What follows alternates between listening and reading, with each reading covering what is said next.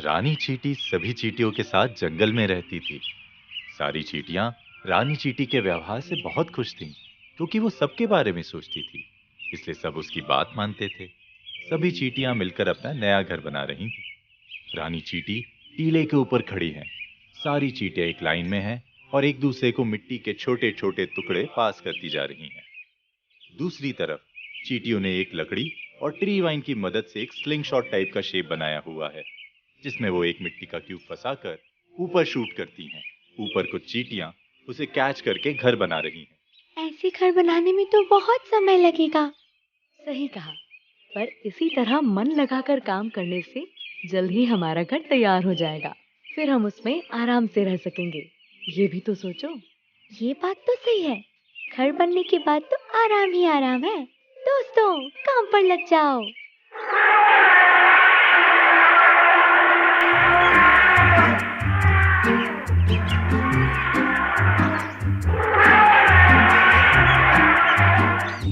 सबको डराया, बड़ा मजा आया।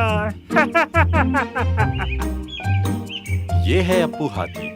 ये भी इसी जंगल में रहता है, जो बहुत शैतान था और सभी जानवर उसकी शैतानी से परेशान थे। हम देखते हैं एक बंदर पेड़ में बैठा हुआ है।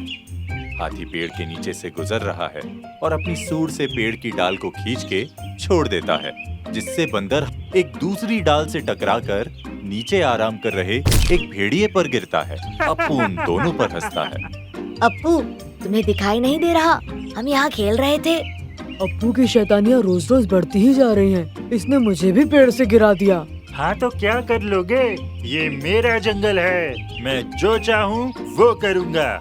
ये जंगल जितना तुम्हारा है उतना हमारा भी है अप्पू, याद रखना।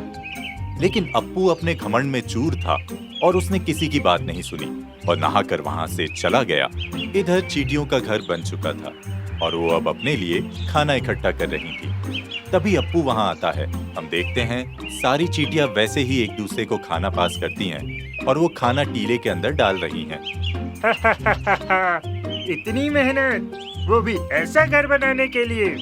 अरे तुम्हारा घर तो इतना कमजोर है कि मेरे सूंड के एक वार क्या, एक फूंक से उड़ जाएगा। दिखाऊं? अप्पू ने शैतानी में आकर बेचारी चींटियों का घर तोड़ दिया। रानी चींटी को ये देख बहुत बुरा लगा।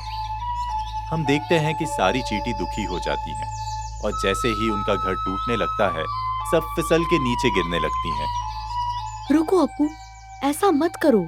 इस घर को बनाने में हम सबने बहुत मेहनत की है। ये हमारा एकमात्र ठिकाना है। इसे तोड़ के तुम ठीक नहीं कर रहे हो। छोटी सी चींटी, अब मुझे सिखाओगी? ये मेरा जंगल है, यहाँ मैं जो चाहूँगा वो करूँगा। अप्पू, तुम बहुत घमंडी हो। याद रहे, ये जंगल सिर्फ तुम्हारा नहीं, सभी जानवरों का है और हम सबको यहाँ मिलजुल कर रहना चाहिए। क्या पता हमें कब किसकी जरूरत पड़ जाए। हमें एक दूसरे को परेशान करने की जगह एक दूसरे की मदद करनी चाहिए। अपना साइज देखा है और मेरा साइज देखो। आखिर तुम मेरी क्या मदद आओगी? चलो जाओ यहाँ से। बड़े आए मेरी मदद करने वाले। अप्पू हाथी वहां से चला गया और फिर एक दिन जंगल में एक शिकारी आया और उसकी नजर अप्पू पर गई। हम देखते हैं अप्पू मदमस्त होकर चला जा रहा है। रास्ते में एक पेड़ से वो खुजली करता है, जिससे पेड़ हिलता है और पेड़ में बना चिड़ियों का घोंसला नीचे गिर जाता है। अप्पू उन्हें देखकर हंसता है। वाह, ये हाथी तो बहुत बड़ा और मजबूत है। इसे बेचकर तो मैं बहुत पैसे कमा सकता हूँ। इसको तो मैं पकड़ के रहूंगा। हो गया काम। अब हाथी के आते ही मैं उसे जाल में फंसा के पकड़ लूंगा। अप्पू, देख के नहीं चल सकते? मैं देख के क्यों चलूं? तुम देख के खेलो। बचाओ बचाओ!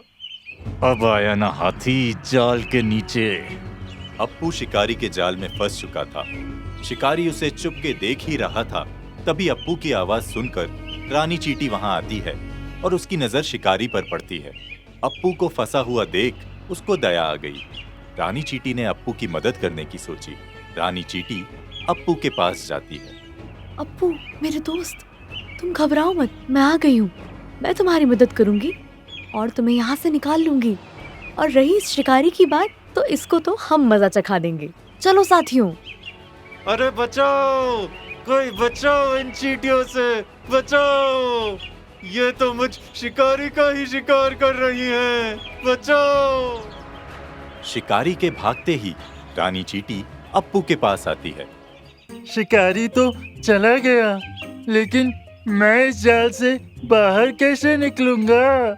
मेरे पास इसका भी उपाय है, तुम यहीं रुको, मैं अभी आई। चूहे राजा, मेरे दोस्त, बाहर आओ दोस्त, तुम्हारी मदद चाहिए। क्या हुआ चींटी रानी, इतनी परेशान क्यों हो? वो अप्पू शिकारी की जाल में फंस गया है, जरा जाल काटने में मदद कर दो, बेचारा बहुत परेशान है। ये तो एक दिन होना ही था, ये सब अप्पू की शैतानियों का फल है। हाँ, पर है तो वो हमारे ही जंगल का हिस्सा, हमें उसकी मदद करनी चाहिए। सही कहा, चलो। चूहा जल्दी से अपने दोस्तों के साथ अप्पू के पास आता है और सब मिलकर जल्दी से अप्पू का जाल अपने नुकीले दांतों से काट देते हैं। अप्पू आजाद हो जाता है और उसे अपनी गलती का एहसास होता है। मुझे माफ कर दो चींटी रानी, मैंने तुम लोगों का घर तोड़कर बहुत गलत किया। तुमने सही कहा था, हम सबको एक दूसरे की मदद की जरूरत पड़ती है, चाहे वो कितना भी बड़ा या छोटा क्यों ना हो। आज से मैं तुम सबके साथ मिलजुल कर रहूंगा, बिल्कुल एक सच्चे दोस्त की तरह। और फिर उसके बाद अप्पू ने कभी किसी को परेशान नहीं किया और सबके साथ हंसी खुशी जंगल में रहने लगा। हम देखते हैं कि अप्पू जंगल में बैठा है, सारे छोटे जानवर उसके आसपास खेल रहे हैं और सब एंजॉय कर रहे हैं। जंगल के पास एक किसान रहता था जो बहुत दयालु था। जंगल से कई बार जानवर उसकी झोपड़ी की तरफ आ जाते थे, लेकिन वो उन्हें कोई चोट नहीं पहुंचाता था, बल्कि उन्हें खाना और पानी देता था। पास के जंगल में बहुत सारे जानवर थे जो आपस में मिलजुल कर रहते थे। ये! तभी अचानक से जोर से किसी के दहाड़ने की आवाज आई। सब जानवर डर गए। लगता है शेर सिंह आ रहा है। और ये है शेर सिंह, जंगल का राजा।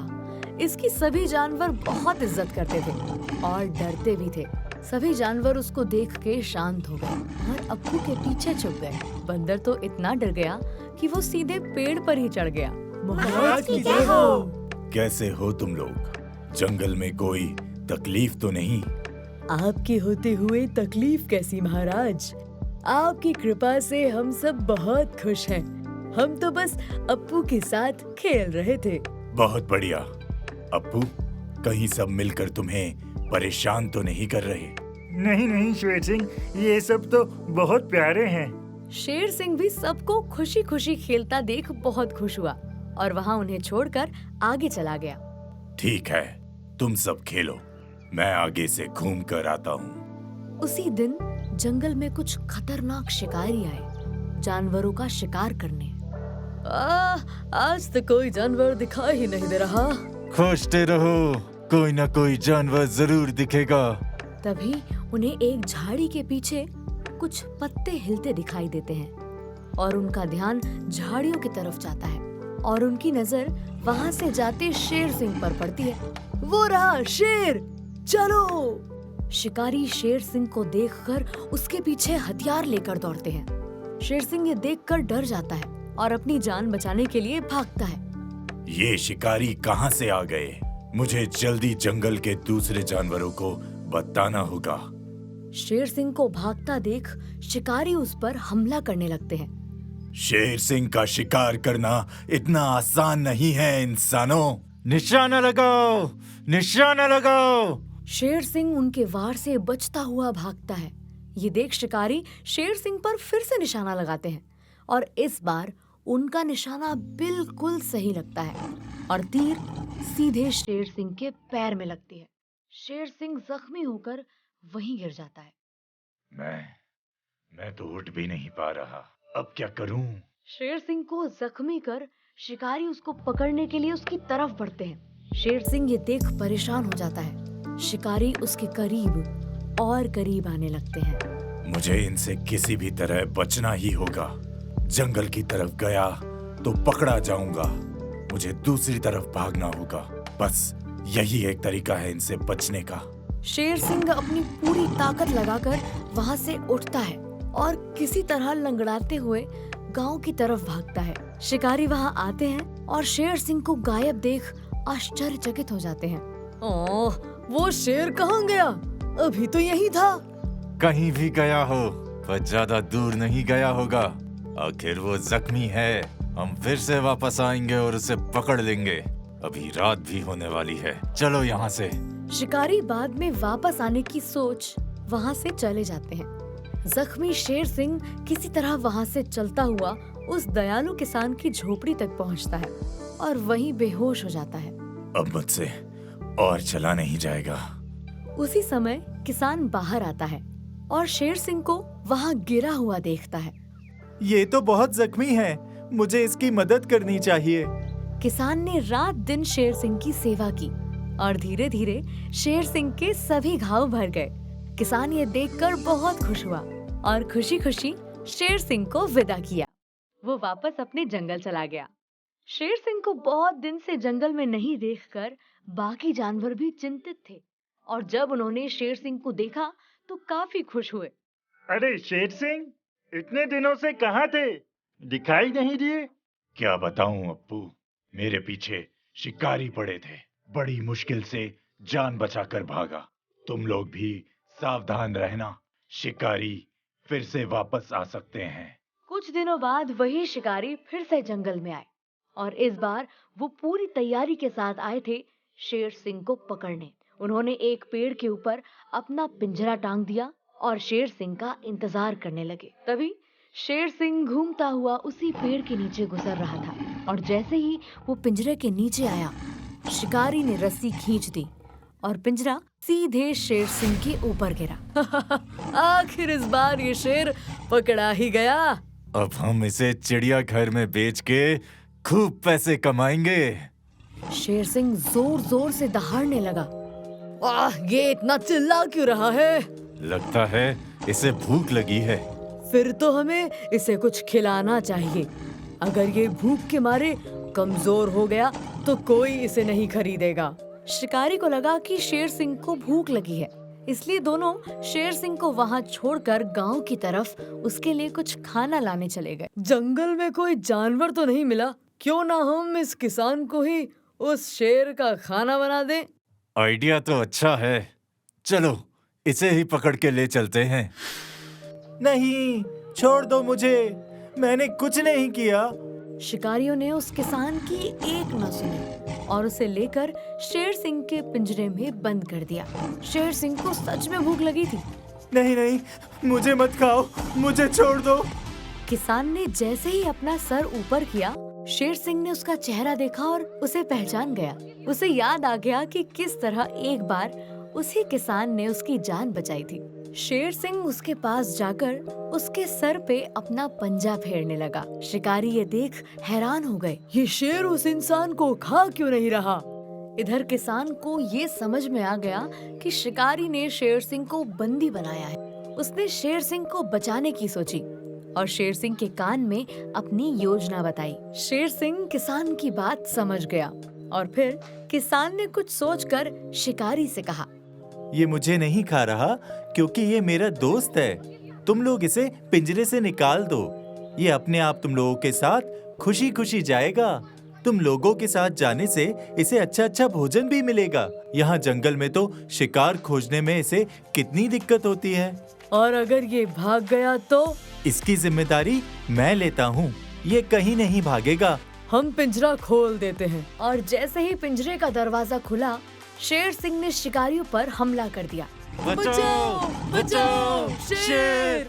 इस तरह दयालु किसान ने अपनी सूझबूझ से शिकारियों को बेवकूफ बनाकर एक बार फिर शेर सिंह की जान बचाई। उसके बाद वो शिकारी कभी वापस जंगल में नहीं आए। शेर सिंह और किसान में भी पक्की दोस्ती हो गई।